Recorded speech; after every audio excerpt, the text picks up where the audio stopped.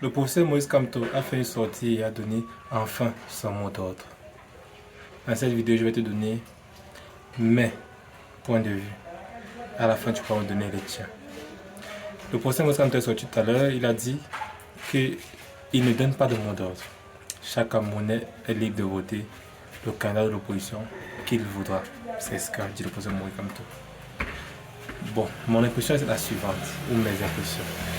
Déjà, j'ai l'impression que le professeur Moïse Kamto, bon, il me déçoit, il faut que je le dise.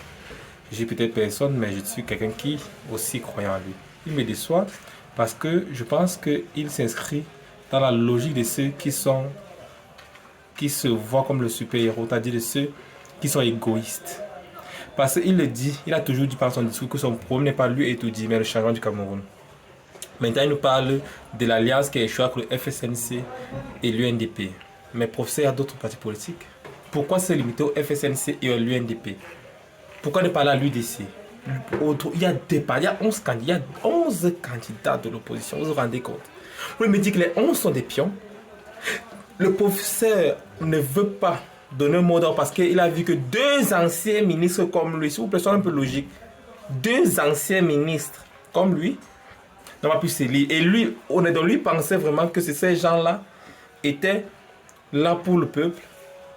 Si lui il a pu le faire, être là pour le peuple, est-ce que ces gars-là, ces gens-là qui a 2 mois, qui n'ont même pas démissionné comme lui, ils ont démissionné par nécessité parce que l'élection approchait, sont crédibles?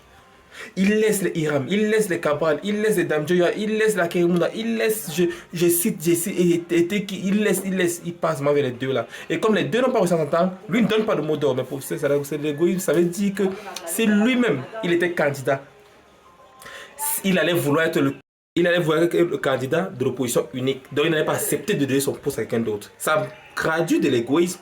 Parce que si son problème c'est vraiment le changement du Cameroun, il aurait donné. Son mot est important, pas parce qu'il est un leader d'opinion, il porte la voix de milliers de personnes, il faut le dire. Jusqu'à présent, c'est l'opposant le plus suivi. Il ne faut pas le mentir. Ça voit compte. Quand il se tait, ce silence, parce que ce silence est complice.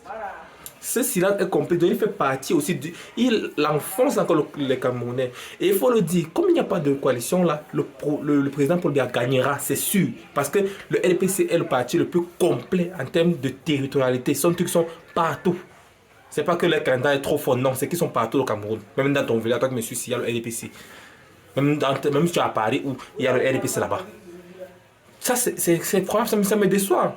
Et tu vois encore, comme j'ai regardé dans mon compte la vidéo, tu vois encore, Issa Choma soutenu par les professeurs Baoyono qui